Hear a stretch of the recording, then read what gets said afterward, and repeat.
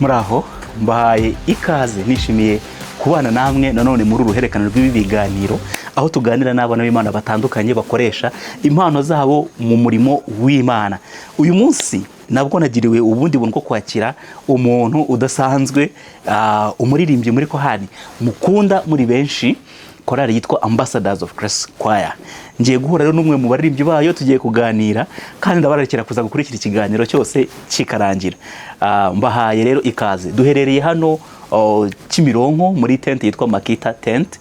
Ni tente nziza, wowe ufite ubukwe, ibirori ibyo ari byo byose ushobora kuza bakagufasha bakaguha service nziza.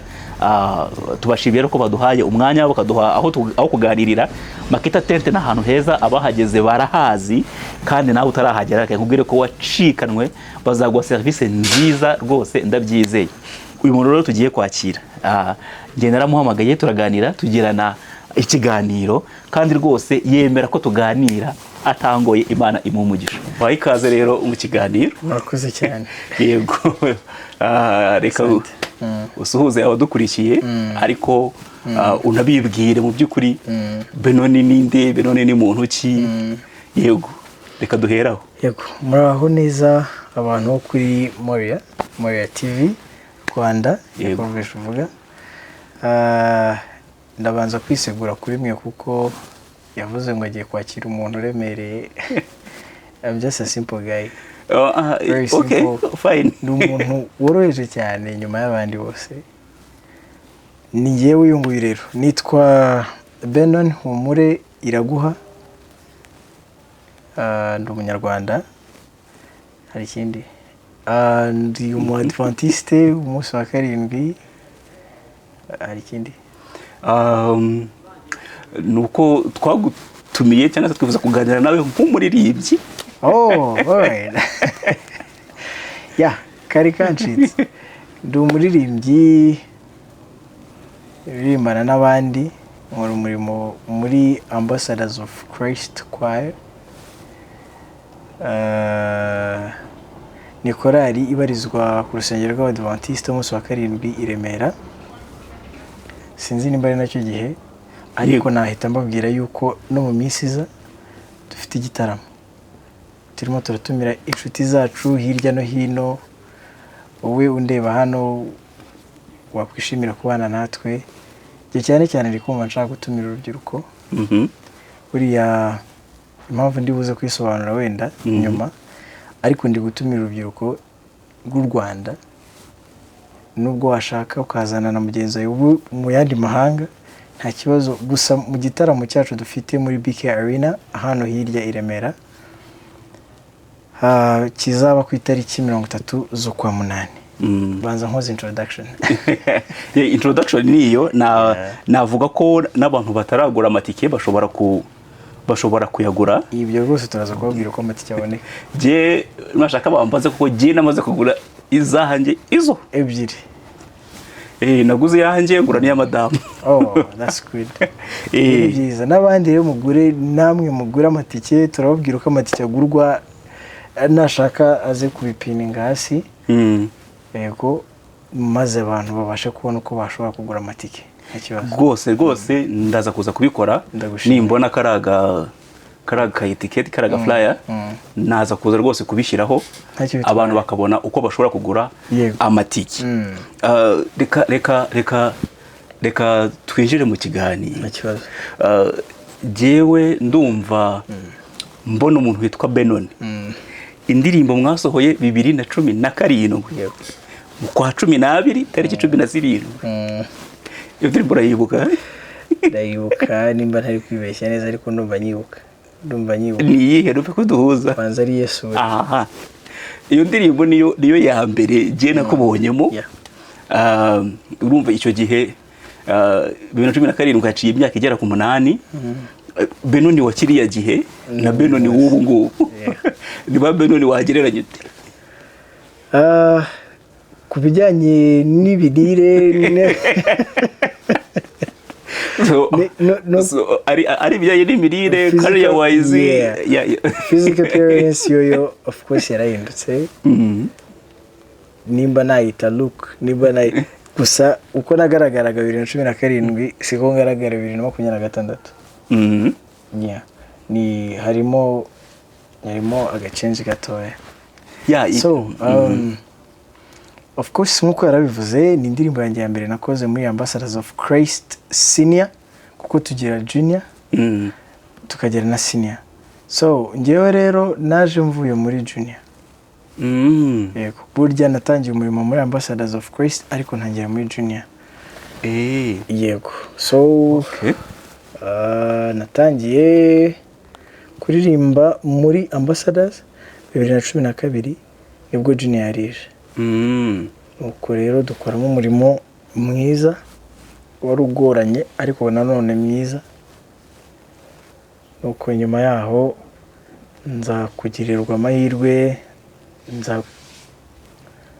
nza gutoranywa nimba ariko navuga, nza kugirirwa amahirwe yo kuzamurwa njya muri senior. So muri senior niyo ndirimbo ya mbere nakozemo. Burya ya Yesu we niyo ndirimbo nari nkoze.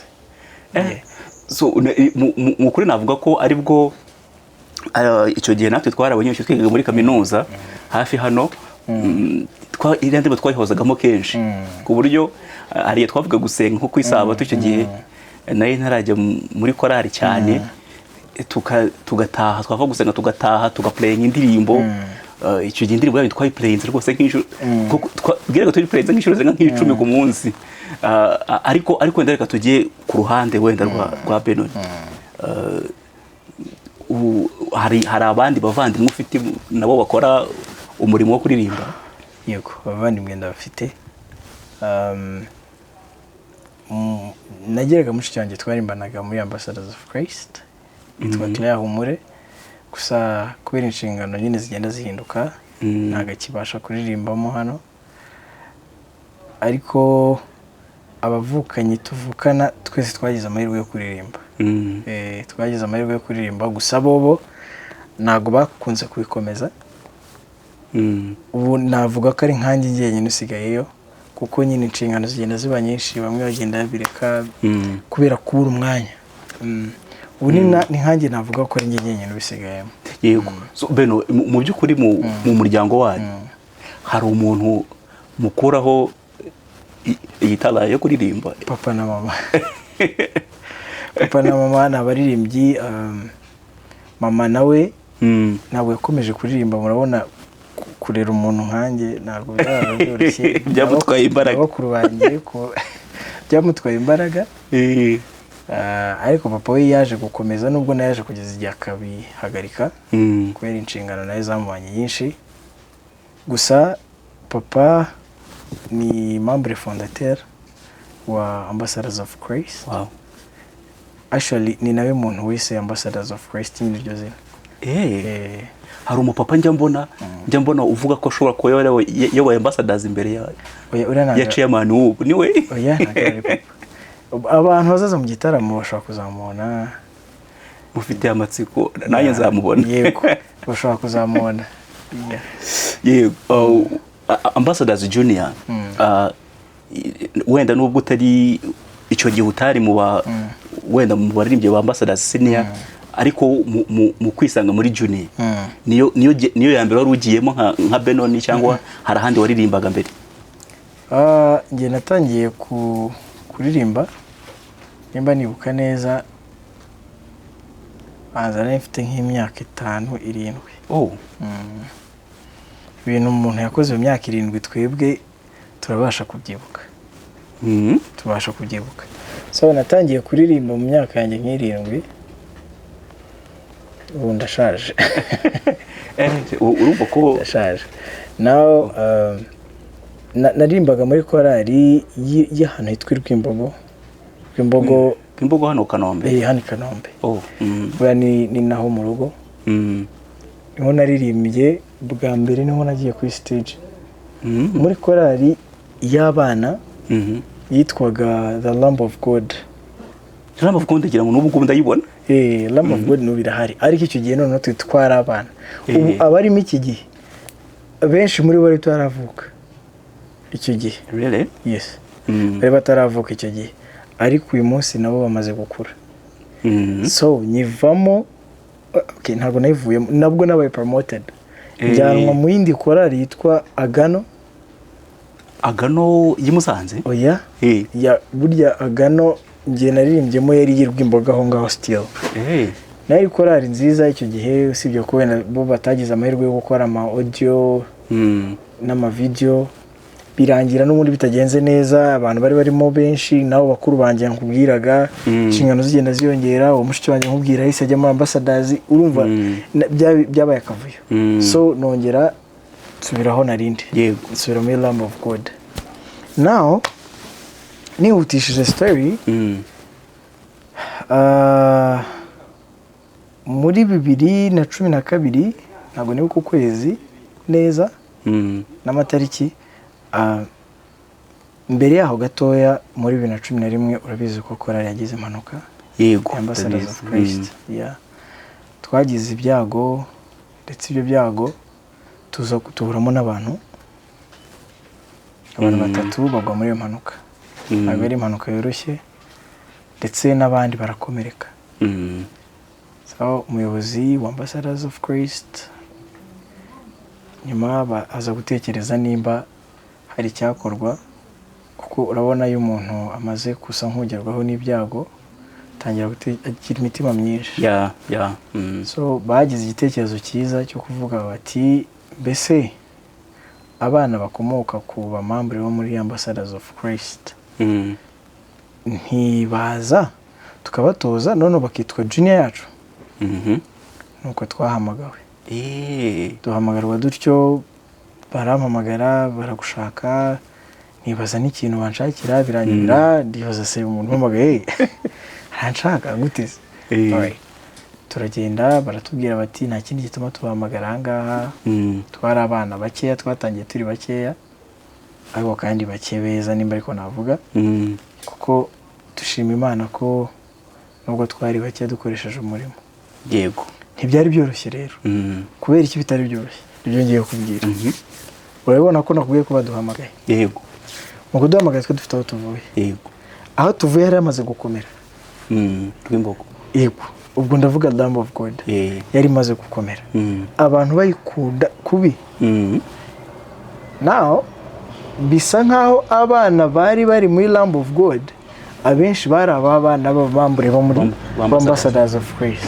Now urabona iki kintu ko kigiye kugera. Baradusenya. Lamb of God ubwo yahise gira ibibazo byo exactly, urumva biri obvious nago yahise gira ibibazo byo gusenyuka, ariko noneho ku mutima tukavuga tuti oya Lamb of God. Kuko n'umuri twabonaga junior ikiri kwiyubaka, kujegera indirimbo tutazibona, tudafite ibintu byinshi, kuko muri Lamb of God twari dufite umutoza, twari dufite indirimbo, twari tuzi kwicurangira. Hari harimo umuvandimwe witwa Exode, yagiriye ubuntu bwo kumenya gucuranga, agaducurangira rero. Exode muririmbana n'umuntu turirimbana agacuranga izo ndirimbo tukazirimba neza, abantu bakabikunda. Reba rero nabo bantu bamaze kuririmba ibyo bintu, abantu bamaze gukunda, naho kuba bagiye kubasenyera muri junior. Reka nkomeze kuvuga gusenya kuko nyine niko byari bimeze. Kwari ugusenya mu by'ukuri. Ariko mu gusenya bidafite umutima mubi wundi, kuko byose byari ukora umurimo w'Imana, nubwo wenda korali zombi zitaganiriye. Biza gusa nk'ibyanze Junior Ambassadors igenda icumba, ariko iza kugera igihe noneho iza gufatisha, tukomeza gutyo mu murimo kugeza igihe nyine n'ubu nimviriyeyo. Reka tunashimire Lamb of God. Ndumva nyuma y'ibyo bihe byose uyu munsi nanone barahari, kandi rwose barakora indirimbo nziza zimeze neza. Imana ikomeze no kubagura. Ariko reka tujye muri iyo move none yo kuva muri Junior Ambassadors ujya muri Senior Ambassadors. Ari naho abantu benshi navuga ko twakubonye iyo kuva muri Junior Ambassadors ujya muri Senior. Iyo move yawe wayisobanura ute? Kuko uretse wenda kuba ababyeyi banyu hari uburyo ari abamambure fondateur ba Ambassadors, ariko twe tubona ambassadors hanze haza twibaza ibibazo byinshi cyane cyane bijyanye no kujya muri ambassadors. Recruiter ba ambassadors nk'iyawe iyo move kuva muri Junior muri Senior wayumvisha ute wiyumvisha ute muri icyo gihe? Mu by'ukuri mu mbabarire mvuge burya ari ukujya muri Junior ntabwo nabigezemo uruhare, ari no kujya muri Senior nta ruhare nabigezemo. Okay. Ni cya gihe cy'Imana kiba kigeze igakora ibyo ishaka gukora. Yego. Ni gute nakubwiye ko nagiye muri Junior narahamagawe muri Senior ho icyo gihe banampamagara sinari mpari, nari naragiye i Rwamagana, hari abantu naragiye kurebayo, bampamagara kuri telefone barambwira bati rero turagira ngo tukumenyesha yuko guhera uyu munsi utazongera kujya ujya muri Junior ahubwo ugiye kugeza muri Senior. Cyari ikintu giteye ubwoba kuko najyaga mbonamo bariya abagabo turirimbana nkabona n'abantu bateye ubwoba pe. Nkabona abagabo rwose ba Jimmy, ba Yusto, sinzi nimba bazi. Ndabazi. Yego. Kubona umugabo Sozi Mwalimu n'abandi bari barimo aho ngaho bamanzi Bosco, abagabo nyine sinzi impamvu igitinyiro gitakiza ku bagabo cyane cyane kurusha abadamu. Abadamu baba bafite amasura yoroheje, bafite impuhwe bari bukwakire. Bumvaga rero biteye ubwoba. Birumvikana ko ngiye bampamagara narabyanze abana ntabwo ndi ready yo kuza. Barambwira bati ntabwo turi kugusaba niko gahunda yagenze kuko ubundi kuza muri korali yacu hari ibizamini bimwe na bimwe bikorwa bitari byo kwandika ko abantu batinya kwandika. Ni ibizamini bijyanye n'ubundi n'ibyo uje gukora. No kuririmba ibizamini bakora nyine babishinzwe babakoresha, ariko ibyo bizamini mu by'ukuri ese navuga ko nabikoze ko bigeze baduhamagara muri studio yacu aho tuba turi n'abandi bantu twazamukanye turaririmba imbere y'abatoza ba ambassadors, gusa ntabwo byari ibintu bikaze nk'uko nyine wabuje gukora ikizamini. Mbese byari nko confirming gusa kugira ngo bavuge bati nubwo bavuye muri Junior nabo bagomba gukora ikizamini nk'abandi tukumva uko bimeze. Gusa ntabwo byari biri ibintu bikomeye.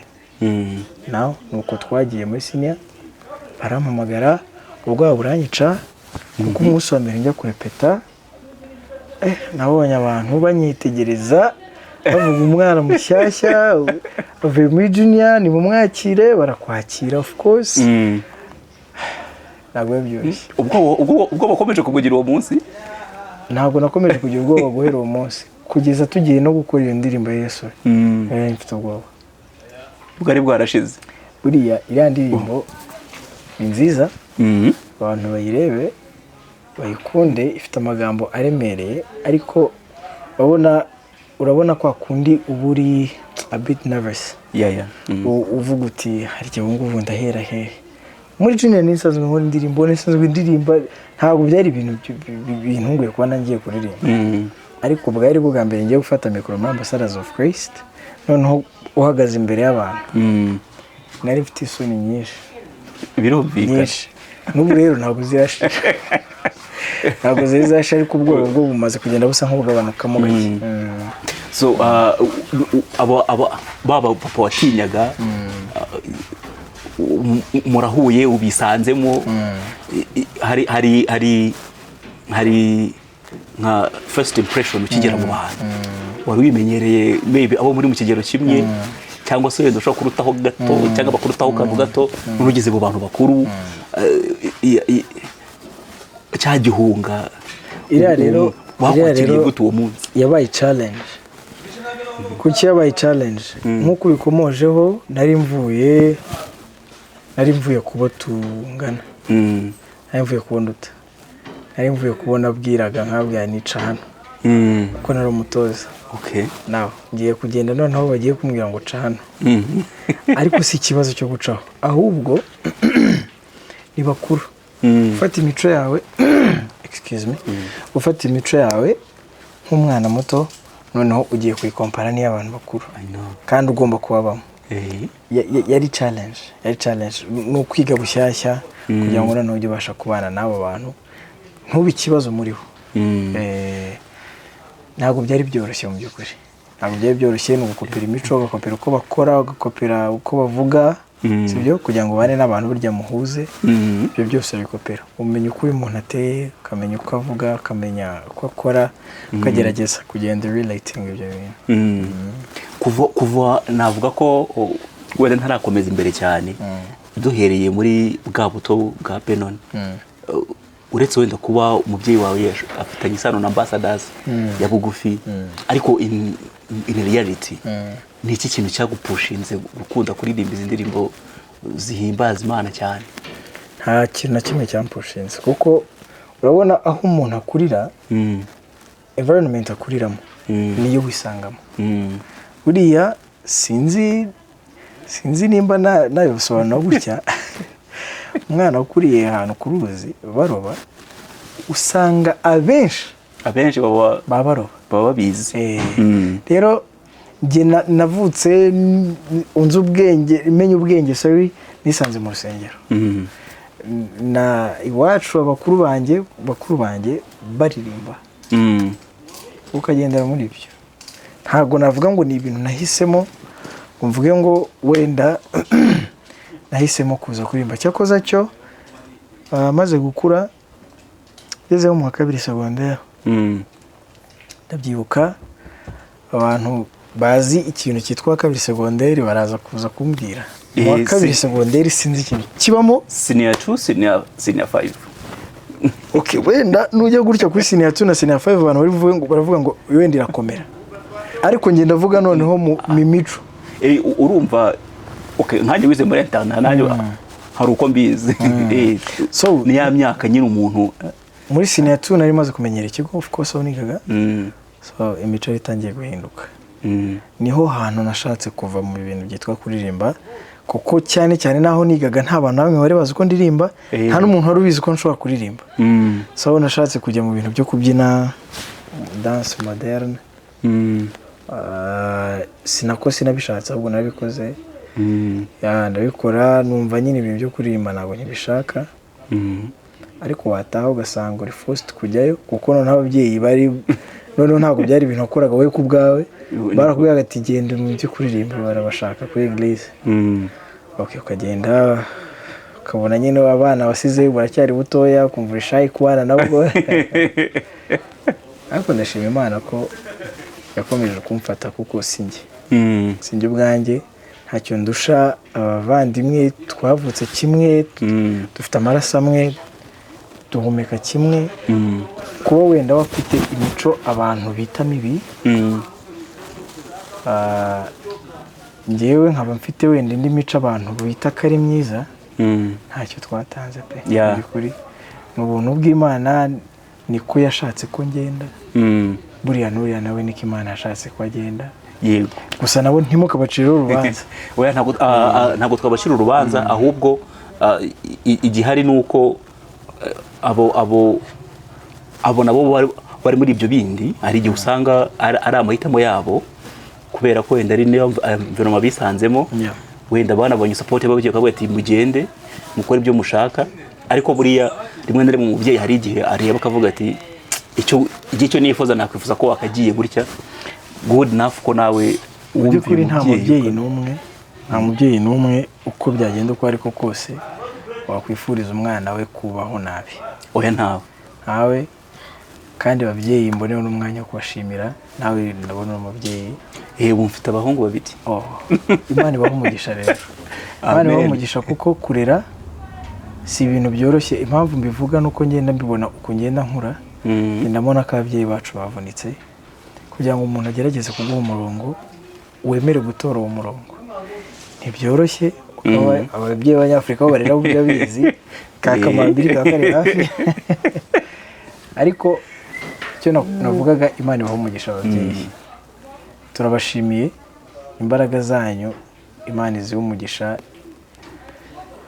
Nubwo byaba byaragenze gutyo, umubyeyi ufite umwana wa Devinze ramuhaye, wikwiheba mu ijoro hacyari Imana Amen. ishobora guhindura ibintu. Wowe jya ukomeza umusengero umuntu gusa ntimukamucireho iteka. Ngenda cyakomeza kubivuga kuko impamvu bivuga weya nuko ntakomeje kuvuga inkuru yanjye yo mu wa kabiri. Mu wa kabiri byari ibintu bikomeye, byari bikomeye ku buryo narangije uwa kabiri nanjye ntazi uwo ndiwe, kuko aho hantu niho hantu nashatse guhindura amadini kenshi, ntashaka kuba mu badive nyine, nshaka kumva ko nshaka kwigenga. Ni hahandi umubyeyi aba akubwira kumva ibyo akubwira arakuremereye, kumva mbese ibyo avuga ntabwo biri mu bwenge bwinshi kuko turimo turagenda dukora n'ibyo ushaka gukora ukumva n'ibyo kubwira ntabwo umurongo ari umwe. Gusa iyo stage narayirenze, wenda tuzongera tugaruke mbabwire ibyo ari byo byose. Wenda dushobora kuzagira ikindi kiganiro nubyemera, cyane cyane kiri youth related, kijyanye n'urubyiruko. Ndanabishaka, ni n'ikintu nshaka, ngize amahirwe Imana ikamfasha hagira amahirwe nkabonana na His Excellence, namusaba ko bazategura wenda nimba nayita campaign, nimba nayita retreat, sinzi uko nayita, gusa nk'ikiganiro cy'urubyiruko, noneho tukaganirizwa n'urubyiruko ruzi ibi bintu, apana abantu babitekereza ko ariko bigomba kugenda, ahubwo ababizi. Burya umuntu uvuga icyo azi n'umuntu uvuga icyo atekereza baratandukanye. Icyo atekereza ko gishobora gusa n'icyo ngicyo baba batandukanye cyane. Yagize amahirwe rwose naganira n'urubyiruko, kuko urubyiruko muri ino minsi turimo turadeviya tugafata izindi nzira. Wenda ushobora kuba ariko ubishaka, nta n'uwakurenganya, ariko wenda nawe nugera hejuru y'aho uri ushobora kuzigarura. Beno, hari igihe njya mbona nka korali muri rusange ambassadors mwateguye amakampeyini, hari kampeyini mwize gutegura yo kurwanya ibiyobyabwenge, hari donc ni kampeyini z'uburyo butandukanye. Ejo bundi muherutse kuri hariya Iwawa, nabwo mwari mwagiye mu murimo. Ziriya kampeyini iyo uzibona muzitegura, none ukibuka ko you might have experience maybe kind of similar, ibintu byenda gusa wowe wumva abantu bari kureba muri bashobora kuba hari n'abo twiganye babizi.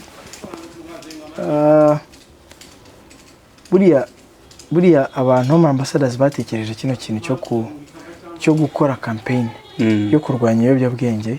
Reka mfate umwanya mbashimire nabo, kuko ntakubeshye si wo bya bintu ni ibintu bikomeye, ibintu bikomeye. Impamvu mbivuga, any addiction ni mbi. Burya umuntu ashobora kuba addicted mu kurya. Abantu bakumva nyine ntaribi kuko ari ukurya, ariko burya abahanga baravuga ngo too much of anything is bad. Yes, is worse. Now burya ikintu cyose kibaye cyinshi iyo gikabije kiba kibi. Rero muri uko gutegura ibyo biyobyabwenge, gutegura kurwanya ibiyobyabwenge, natwe nk'abadive ntabwo twatanzwe, kuko n'aba badive bafite abana nabo barwana n'ibyo ngibyo. Natwe tujya gutangira ibyo twahereye muri twebwe harimo ababyeyi buriya hariya bafite abana nabo bamaze gufata izo nzira. So turavuga tuti ntitwabyihererana ngo bikomeze ibyacu gusa, ahubwo twabisakaza n'igihugu muri rusange. Ni muri ubwo buryo gusa ntekereza yuko byakozwe neza ukurikije uko babizi. Ariko buriya iyo tugira amahirwe tukajya tugendana n'abakoresheje ibintu bagenda batanga ubuhamya, ntekereza ko byari kurushaho kugira impact kurusha iyo byagize. Nibyo nakubwira ko twebwe twisanishaga nabo. Hari amateatire tujya dukina mu bigo nk'ibyo ngibyo, tukagerageza kwisanisha nabo, ariko burya ntabwo biba ari byo nyabyo 100%. Ariko nk'abikoze yatanga message ikumvikana. Yes. Wenda dusubiye inyuma gato muri ubwo buzima bwo gushaka kudeviya itorero. Yewe. Have you ever thought maybe kuba ujya utekereza kuba umuhanzi uririmba indirimbo za Sekiro? Mu magambo make yabu ujya utekereza kuba umusani? Ari umugabo witwa Bruce Melody. Yaranyinsparingaga cyane. Bana 2012 nibwo nawe yaratangiye.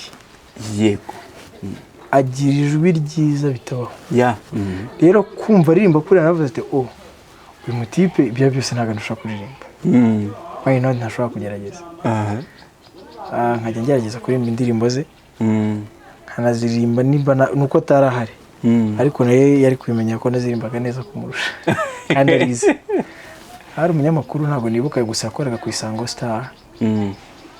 Yaranyumvise twe duturanye arambwira ati ngewe ndashaka kugira ngo nguhuze na Bruce Melody. Umubyeyi niwe wabyanze. Nyine ubwo hataba umubyeyi kubyanga ubu ngubu nshobora kuba nari naragiye. Yatabyanga kuko papa yari ari mu nzu. Yumva ikiganiro turi kugira. Ngiye ngaragikurikirana avuga ati ibyaye byose uyu mwana abaye convinced, sibyo? I know.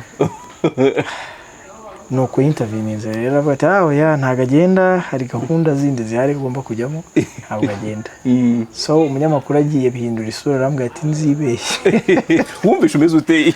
Narababaye kuko nakundaga uyu muhungu cyane. Nakundaga Bruce Melody, numvaga rwose nanjye kubura nawe bizanshimisha. Nje numva bavuga ko ari atuye na za Kanombe ari naho iwabo. Abana Kanombe ntumaze ibyabaye. Abana Kanombe banza rwose ntazi. Banza kwa kundi bajya bavuga ngo Imana irara mu Rwanda, banza irari Kanombe. So ngira ngo kuki utatekereza kuvuga ngo ibyo ari byo byose ushobora kuba uruzi aho atuye cyangwa uruzi cyangwa wumvaga Bruce Melody ukumva ni melody ufite n'ahantu nari muzi gutyo nyine kuri radio na televiziyo icyo gihe habagaho amasede. Yego abantu baburningaga rero badushyiriye ako karimbo yari yarakoze. Ako rero niko twakundaga cyane twagaplayingaga. So maybe reka wenda ngusabe n'ibiramuka bishobotse tuzakora ikiganiro kiri youth related. Yaba ari abo muri church no kubwira abatari muri church maybe n'ubundi butumwa runaka. So reka tugaruke gato mu bijyanye n'umurimo. Ugeze muri Ambassadors of Christ. Sometimes you look back ukavuga uti okay, Benoni wa kera na Benoni w'uyu munsi bagomba kuba ari abantu batandukanye. Ni iki cyagukomeje noneho kuvuga uti uyu munsi ndi muri Ambassadors Junior, nje muri Ambassadors Senior? Ni iki kintu noneho cyagukomeje iyo kugira ngo ngume muri Senior? Kugira ngo ugume mu murimo muri korali cyane umaze kugera muri Senior Ambassadors. Nigeze mbivugaho uko umuntu agenda akura. Hari imitekerereze igenda isa nk'izamuka. Rero kareba cya kintu wakundaga ukagenda none wumva utakigishaka. Icya mbere cyankomeje rero reka mvuge ngo ni ukugenda umuntu akura. Icya kabiri buriya bari abantu tubana muri korali buriya bagira urukundo ni famiye. Kugera rero muri ya famiye kwivamo babigoye. Icyankomeje nuko nabonaga nabo badacika intege. Ukavuga ngo nimba bana abantu badashobora gucika intege bakuruta bingana gutya, wareba igihe batangiriye ese ngewe ndinde kujya mu cika intege. Nawe ukabona rimwe na rimwe inshingano ziriyongereye, harimo abavuyemo ukabona ko kugenda nabo bitaboroheye. So bikaba ngombwa yuko bakubwira bati urasigara hano mu mwanya runaka, ukawusigaramo ukavuga ati se nanjye ninkuvamo bizagenda bite. So icyagiye kinkomeza rero mu bana nabonye bafite, icyo ni icya mbere. Icya kabiri nuko ibyo nagiyemo nabikunze, nacyo cyagukomeza. Yego narabikunze, narabyishimiye, nabyo reka mvuga ngo birankunda.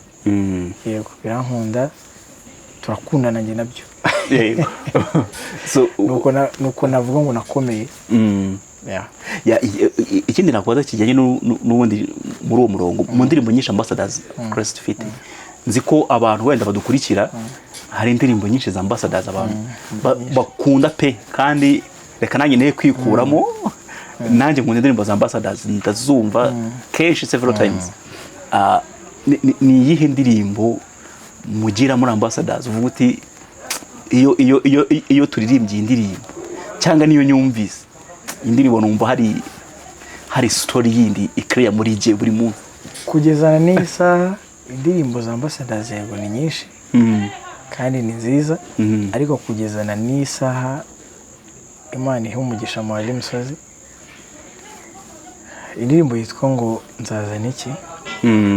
Buri gihe iyo umuntu ayitekereje kuko wibaza icyo wazana kugira ngo ushime Imana. Ni ibintu byinshi ushobora gutondeka nawe ubwawe, waba usenga waba udasenga, gusa ari ibintu byinshi ushobora gutondeka kuko ukareba ko atari ukuboko kwawe cyangwa kundi muntu harimo ikindi kintu. Reka tureke kucyita Imana kuko nyine hari ikiganiro gishobora kugera ku bantu benshi. Reka tureke kucyita Imana kuko nimba utemera Imana kukubwira ngo ni Imana yakoze ibi bintu byagorana. Ariko hari ibintu byinshi ushobora kunyuramo cyangwa ushobora guca cyangwa ushobora gukora, wabona ukuntu hanyuze ukavuga utisha ahantu hari ikindi kintu, ni ikindi kintu kihanyujije. Rero nk'abakristo tugarutse kwa Kristo, hari byinshi umuntu ashobora kunyuramo, hari byinshi ushobora gukora, hari ibyo ushobora kugeraho mu buzima bwawe ukahita ubona ko atari ukuboko kwawe, atari uk'umubyeyi, ari ukw'Imana. Rero ukibaza ngo iki nazana kugira ngo nshime Uwiteka. Iyo ndirimbo nzazana iki, wenda abantu bongerewe no kwitekereza bushyashya, bongere banayirebe. Ni indirimbo mu by'ukuri nziza.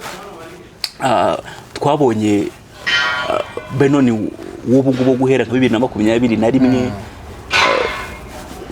amara nkaho afata lead y'umuntu twari tumenyereye witwa Sozi tubona asa nkaho atekereje muri Ambassadors, ariko tubona Benoni afashe lead. Za ndirimbo tuzi kuri Sozi, imirindi y'Uwiteka,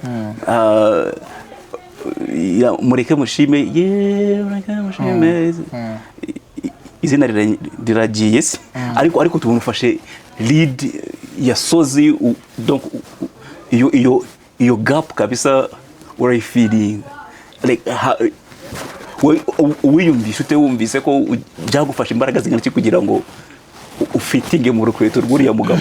Ntabwo yabyoroshye, na nisa ntabwo nafitingamo, ntabwo nakubeshya, na n'ubu ntabwo nafitingamo, ahubwo kuko uriya mu papa, uriya mugabo urukweto yambara ruragoye kugira ngo rufitingemo.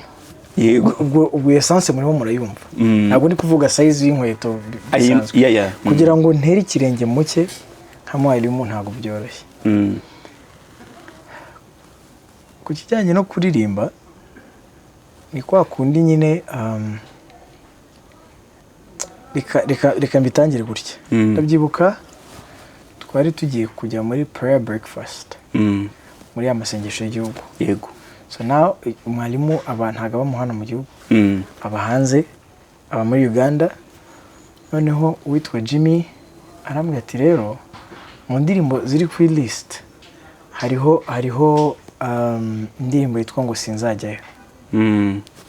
Sinzajyayo rero ndagusaba ugende uyige. Nyine urabona uri umuntu mushyashya muri korali, ntago bameze nkaho bakwizeye ko ibyo bintu babikora. Ugende uyige, mu by'ukuri uzayiperforming ejo. Ahantu hagomba kuza umuyobozi w'igihugu, ntabwo byari byoroshye. Yabikubwiye? Yabimbwiye ariko wa kabiri tugomba kuyiperforminga Sunday. Rero aho ngaho niho natangiye, navuga ngo natangiye gukopera uko Sozi yaririmbaga sasa, cyangwa se yayiririmbye iyo ndirimbo.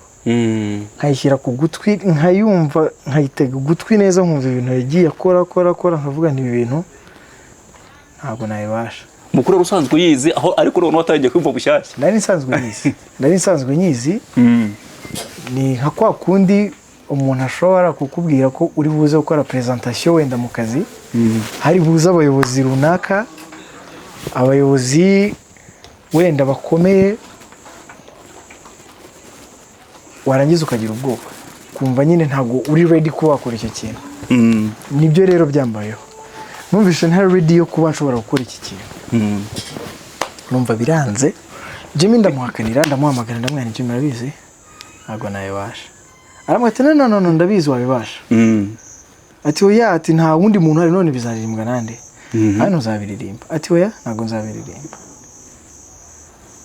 okay umuvandimwe rusanzwe iririmba yitwa Antoine ntabwo yari ahari ariko biza kuba ngombwa yuko Samedi azakonfirminga ko ahari sasa ubwo nimba nabyita amahirwe nimba nabyita iki babankuyemo abagiyemo Antoine ariko cya kintu ndakigumana cyo kumva kwa kundi soza aririmba n'ubundi tugeze muri korali baravuga ati ariko ubundi wowe tubwiye kutabibasha indirimbo nawe gerageza okay navuze ariko why not let me try nararirimbye Baba Shocked baravuga bati ngo iki nawe bibaho none si cyo utagomba kubasha cyari iki nanjye nyobera cyituma Baba Shocked ndavuga ni nande ababwiye ko ntayibasha ubwo njye numvaga ko namaze kubyica ready muri ngewe arambwira ngo guhera uyu munsi kugeza igihe tutazi uzagira indirimbo nuko byatangiye well bintu y'amatsiko muri National Prayer Breakfast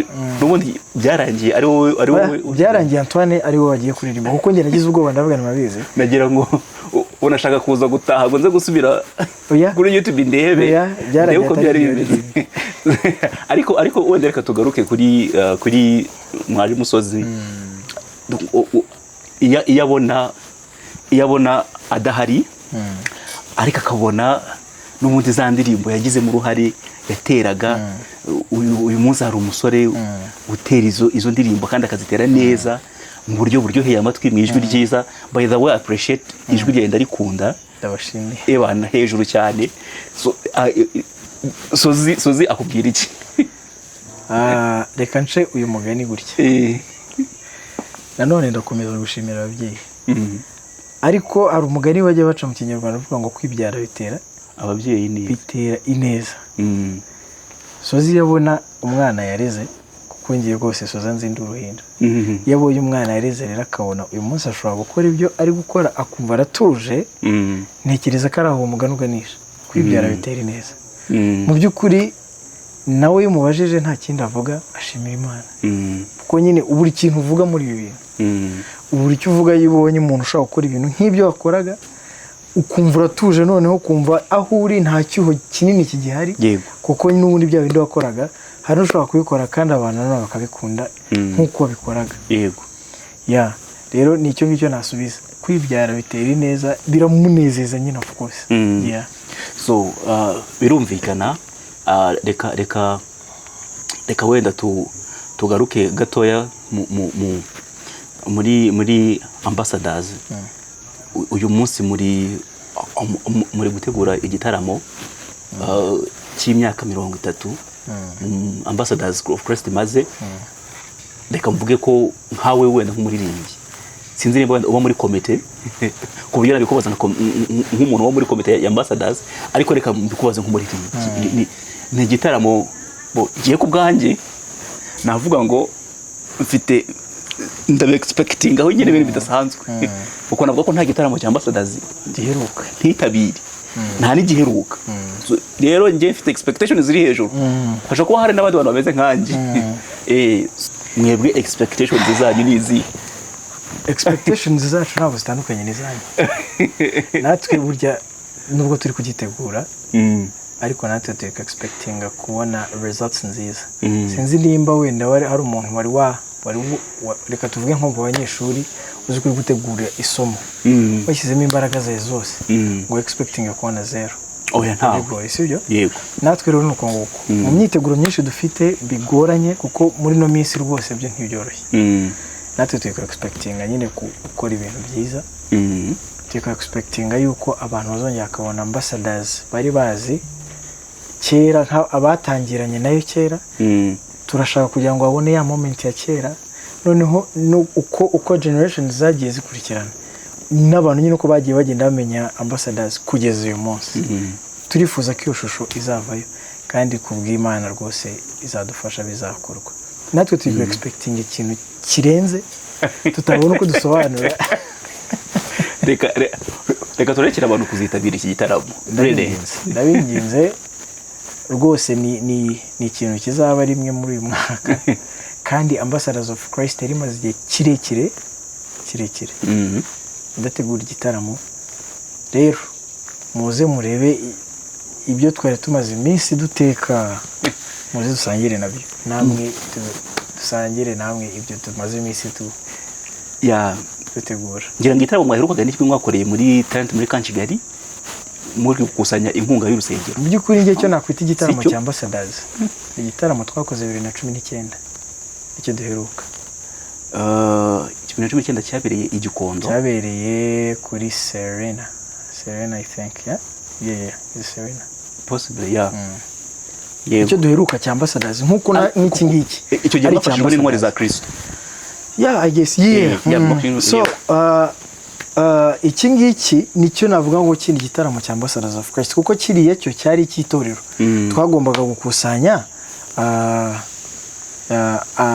amafaranga y'inyubako mu by'ukuri ntabwo cyari igitaramo cya Ambassadors Search yego wenda twe twari tukiyoboye ariko ntabwo cyari cya Ambassadors nyine full yego ariko nk'iki ngiki cyo ni cyacu cyo duheruka rero cyari 2019 yego cyacu nanone so ko uyu munsi hari cyari nk'abo twagiye tubonana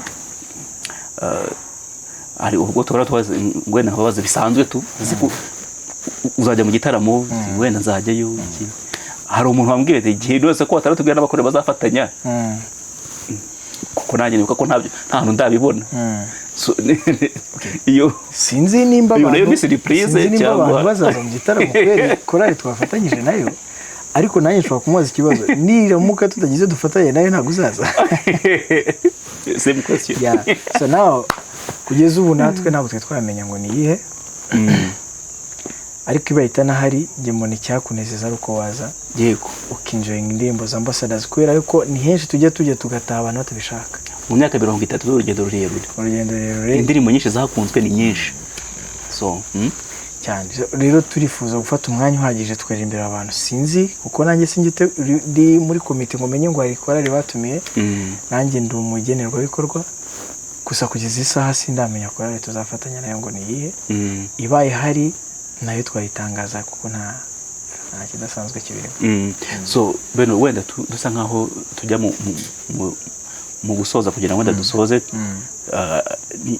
iyo uri kuri stage muri kuhimbi iriya ni sacred place ariko iyo uri ku ruhimbi mutangiye kuririmba nka Ambassadors ni wowe nkawe Beno ni nk'umuririmbyi niki kintu kigushimisha akenshi ikintu kinshimisha rero no kubona uri kuririmbira abantu bazi indirimbo uri kuririmba biraryoha kuko usanga utakiri kuvunika wenyine ahubwo uri kurimbana n'abantu muri gufatanya ibi bintu yego biranezeza rero kubona rwose kurimbira abantu bakwitayeho bakumva baguteza amatwi bishimiye ibyo uri kuririmba nanone iyo uririmbira abantu batazi indirimbo ntabwo bimbabaza ariko biragoye yego hari ahantu twigeze tujya kuririmba sindi wavuge bagenzi byari bitangaza nta ndirimbo nimwe bazi yewe na Hoziyana uzi ko Hoziyana yabaye viral ahantu hose nayo itazwiyo ni hano mu Rwanda nakuye ko ntari buhabwe byari bigoye byari bimeze nk'uko mwajya muri repetition sibyo ko abantu baje ariko ukabona umuntu akureba gutya nta murimbyi umwe bazi nta ndirimbo nimwe na Ambassadors nyine kumva ngo Ambassadors zaza usibye bayitumiye cyangwa bayijyanye babonye nawe bayizi gusa nabo ntibyagenze nabi kuko mu gusoza ubonaga nyine bishimiye kubona iyo korali bakumva nyine zikuririmba nubwo nta bintu byinshi bayiziho gusa nyine icyo warumbajije biranezeza cyane nanjye biranezeza kuririmbira abantu ubona rwose responding bari byiza cyane okay wenda hari abantu benshi tubona cyane abataba mu makorari babona korari iri kuri stage iri kuririmba bakabona korari iri yasohoye indirimbo abantu bakazinjoyinga bakazikunda bakazishimira ariko ibyo ari byo byose hari imbogamizi. So nkawe Beno, niye imbogamizi ubona like isa nkaho ikugora cyane muri uyu murimo cyangwa se ibyo abantu bishimira mu by'ukuri ni izihe mbogamizi mubakira product zacu oya mubazikora mwebwe muzitanga? Okay, imbogamizi bamo se buriya navuga ihese kuko mu by'ukuri nta mbogamizi nini irimo, ahubwo hari ukuntu dushobora nko gusohora nk'indirimbo ukabona hanze ntabwo wishimiwe cyane. Iyo rero si imbogamizi ni mu by'ukuri, bundi reka mvuge ko nta n'imbogamizi ngiye mfite dufite hariya muri korali ntayo. Ibintu byose biri kugenda nk'uko bimwe na bimwe nyine uko tuba twayipanze, ibindi Imana ikadukora surprise bikaba big kurushaho. Nta n'imbogamizi, wenda akantu gashobora kubamo gasa nk'akaba kari challenging ni ukuntu tujye dusohora nk'indirimbo kumva nk'abantu ntabwo bazishimiye, kumva nyine afite comments ziri negative. Ariko nshima Imana ko abayobozi batuyobora muri korali batazibona izo comments zacu ngo uko ziri negative ngo nabo nyine bacika intege. Ahubwo tugakomeza. Mu by'ukuri ngewe ngiye kukubwira nakubwira ko nta mbogamizi n'imwe mbonamo hariya. Niziza nzababwira. Well, reka wenda tujye mu gace gato kameze nka testimonies. Hari umuntu wenda byaba biciye ku bayobozi cyangwa kuri wowe guhera igihe ugereye muri ambassadors, umuntu akaguhamagara kubwira ati mu by'ukuri izi ndirimbo zanyu zaranyubatse, zaramfashije muri ubu buryo. Kugira ati rwose iyi ndirimbo ndayikunda, yamfashije ibi. Izo kind of testimony mujya muzakira like bivuga iki kuri mwebwe ku murimo mukuru? Ibyo ngibyo ni nabyo ngira ngo bitera uhimbiza indirimbo gukomeza kugenda muri uwo murongo w'izo ndirimbo. Natwe abaziririmba bigakomeza kuduhereza imbaraga kuko tubona yuko turimo turakorera abantu ariko none bari kwishimira product turi kubahereza. Yes, ubwo rero nimba product turi gukora ziri gukundwa turakomeza dukore nyinshi. Birumvikana. So biduterera imbaraga. Byigeze bibaho ko umuntu aguhamagara nka Beno akubwira ati rwose I appreciate ijwi genda rikunda cyangwa se n'iyi ndirimbo muririmba ndayikunda? Guhera najya muri korali kugeza n'isaha twicaranya yewe nawe umaze kubimbwira none kumbaza ko byari byambaye n'ubu bimbaye. Ni amahirwe gukundwa burya ni umugisha. Yego, gukundwa ni umugisha kandi abantu n'ukuri bakomeza banyandikira hirya no hino, aba hafi n'abakure. Ndashima, ndabashimira. Ntacyo nabona nabaha, ntacyo nabona natanga usibye gukomeza gukora uyu murimo, nkakomeza nkabahereza icyo mfite. Tugakomeza tukabana nyine muri ubwo bucuti bwacu twubatse gutya. Yego, personally ngiye navuga ngo ntabwo ndi umuhanga cyane wo kumva amajwi y'abantu baririmba, ariko nanone ntabwo ndi umuswa wapfunyikira. Ariko navuga ngo nubwo tutakibona uriya mupapa, ariko ubuyobozi bwa ambassadors bakoze choice nziza kuguhitamo.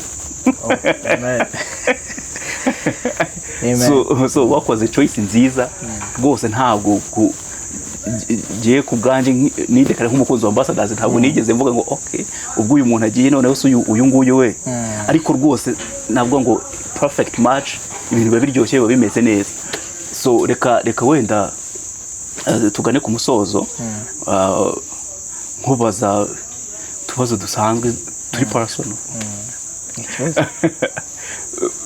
Byari bwakubeho na rimwe uri kuri stage ukibagirwa amagambo y'indirimbo?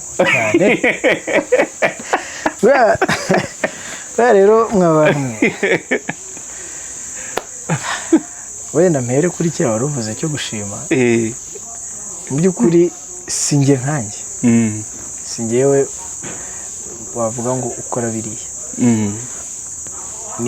Ni chance umuntu abonye Imana igutije akanya ko gukora icyo ngicyo.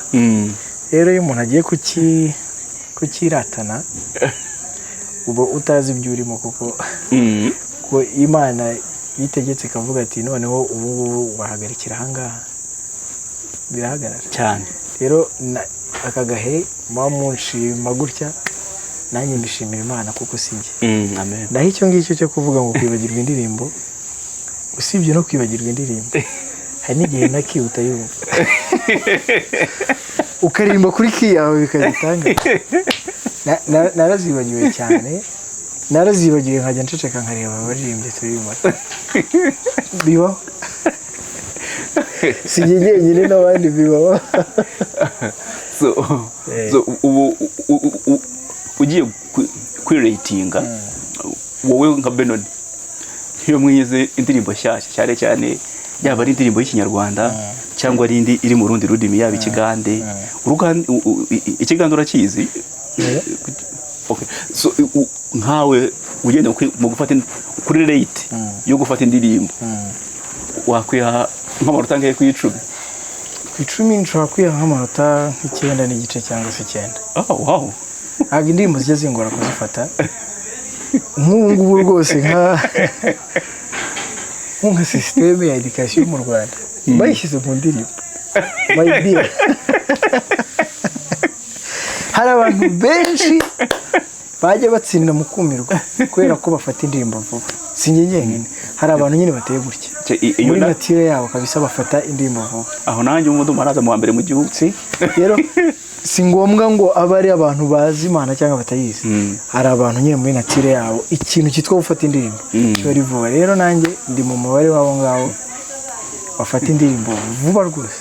Ugira umuntu muri korali bigora tutamumentioninze? Okay, tutamumentioninze baba bahari ariko nabo ntago bigogora cyane. Nyine nka kwa kundi twebwe dushobora kwiga indirimbo nshyashya ugahita utaha uwo munsi ufitemo nka 50% cyangwa se 60% y'indirimbo, wenda ndekeye gustruggling kuri kabiri, ariko maybe with next phase wenda nawe ugahita afatiraho gasanga biragiye. Ntago kenshi bikunze kutugora ambassadors gufata indirimbo kuko ukuntu zo zingana ubwazo bikugoye se mwaza ziri baryari.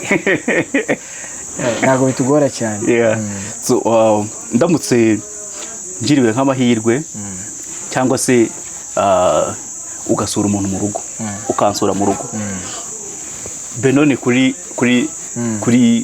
plate, kuri menu niki kintu kimushimisha kubona ku meza giteguye cyo kurya? Mu by'ukuri ngewe kujya kwandira biragoye, gusa abantu benshi dushobora kuba duhuza. Yewe icyo mbonye ku meza y'umuntu nasuye ndagishimira, nta kibazo. Ariko uko mbajije ugushaka kumbaza favorite meal yanjye. Yes, a preference. Yewe nkunda inyama n'ifiriti. Really? Ndabikunda cyane ku buryo nanjye nisanga ndi kubyigurira kenshi. Rero ndabikunda. Inyama zumutse n'ifiriti ya ku ruhande imeze neza. Aho ngaho mba numva nezerewe umutima wanjye. So ni karibu iwacu rero. Ndabashimiye rwose, ndabashimiye. Agafiriti, akanyama karaho, kumbe k'amata konje. Tuba turi kumwe cyane. So ku bijyanye no gutraininga ijwi, nizihe warm-ups zikuze kugukorera cyane? Rero yewe mba ndi busy ndi gushakisha n'abasore b'i Kigali. Nabo mapunya nkora. Ntabwo ngiye kubeshya imbere ya kamera yago nkora aho mapu nkajya kuri YouTube nkajya kumva mva mbabwiza ukuri. Mba ndi busy ndimo ndashaka umugati. Tugahura rero kuri stage ubwo ko biza nuko. Wow. So ufite umugisha utangaje. Ariko reka nkubaze ibibazo bibiri bya nyuma, hanyuma dusoze.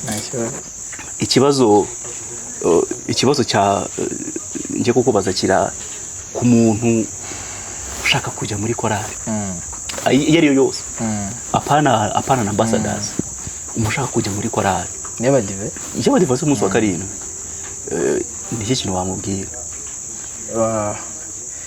nawe reka mpere ku batari abadive. Imiryango irafunguye, ariko abadivantisite bagira imirongo basetinze. Biramusaba kugira ngo abanze joining itorero, noneho amenye principe irigenga, ubu abatizwe rwose. Nyuma y'aho ngaho abashobora kuririmba. Ni nko mu buzima busanzwe, ni nka kujoininga korali, nko kujoininga club iyo ari yose, kuko n'ubu ntekereza ko utajya mu maskuti, sibyo?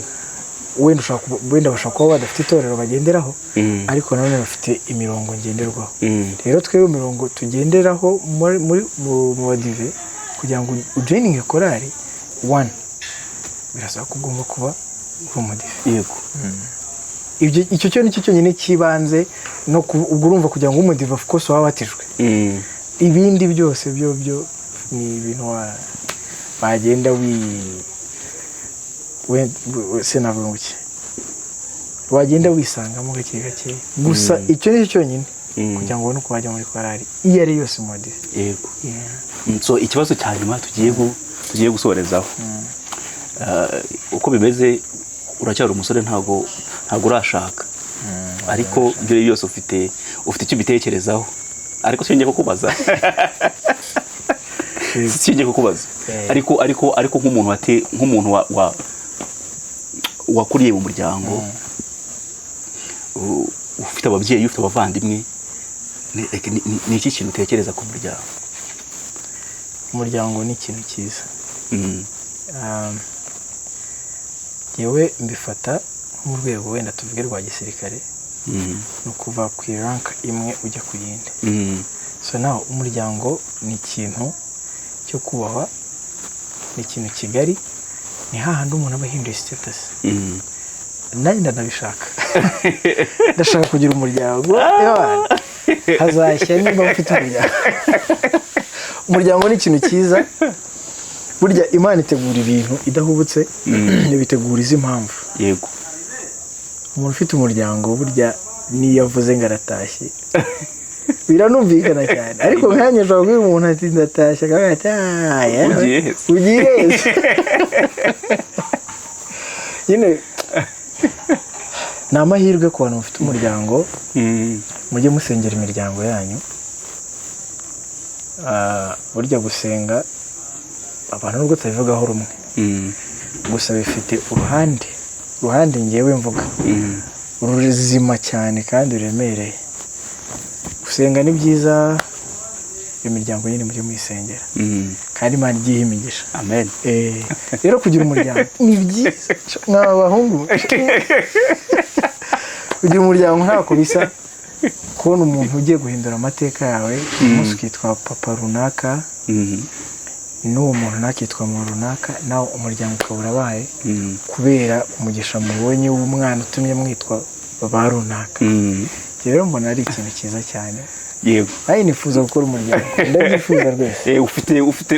Ufite inspiration nyinshi, abo ufite ababyeyi, that's number one. Aho mba ndi mu muryango. Ufite muri ko hari imiryango benshi, hari na Exode mwavanye muri Lamb of God, nawe nabonye hari ukuntu nawe ugiye kugira umuryango. Ni vuba dufite abantu, hari abantu twarimanaga muri junior, actually ni babiri twarimanaga muri junior, na Exode n'undi twa Shema, bose bagiye ku Shema wa chairman wa Ambassadors, nawe afite ubukwe vuba cyane. Mana yanjye, mbese natwe turabyifuza. Ni ukuri turayibasabiye, kandi kubera Imana bizagenda neza. Ibyo bihe nibigera natwe bizatunezeza cyane, no gusabirana, kuko biriya ni umugisha. Ushobora kubirwanaho uko ushaka, uko ariko kose ugashyiramo imbaraga bikanga cyane, bikanga pe. Rero ni umugisha, ni byiza. Nicyo gituma ari kuvuga ngo dusabirane. Dusabirane, abadafite imiryango bayifuza bayigire, abatabyifuza nabo bahari.